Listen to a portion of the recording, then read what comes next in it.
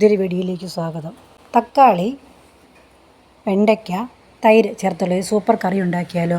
അതിനായിട്ട് നമ്മൾ 3 തക്കാളിക്ക് എടുക്കുക, കുറച്ച് വെണ്ടയ്ക്ക എടുക്കുക, നന്നായിട്ട് കഴുകി വെണ്ടയ്ക്ക നീളത്തിലും തക്കാളി 4ആയിട്ട് കീറി അരിഞ്ഞ് മാറ്റി വയ്ക്കുക.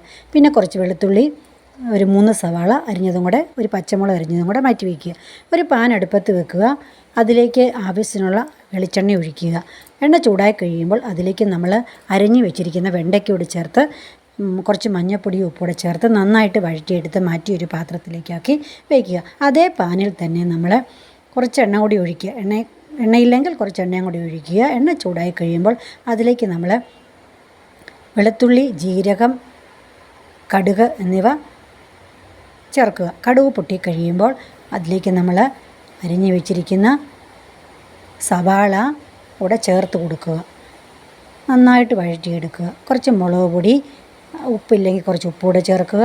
അതിലേക്ക് ഗരം മസാല, മല്ലിപ്പൊടി എന്നിവയും കൂടെ ചേർത്ത് കൊടുക്കുക. നന്നായിട്ട് വഴറ്റി എടുക്കുക. അതിലേക്ക് നമ്മൾ കുറച്ച് തൈര്, നല്ല പുളിയുള്ള തൈരും കൂടെ ചേർത്ത് കൊടുക്കുക.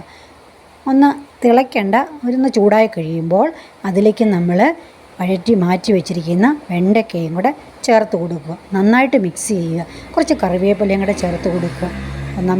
നമ്മളുടെ കറി തയ്യാറായി. നല്ല സൂപ്പർ കറിയാണ്. എല്ലാവരും ഉണ്ടാക്കി നോക്കണേ. തക്കാളി, വെണ്ടയ്ക്ക, തൈര് ചേർത്തുള്ള നല്ലൊരു കറിയാണ്. ഉണ്ടാക്കി നോക്കുക.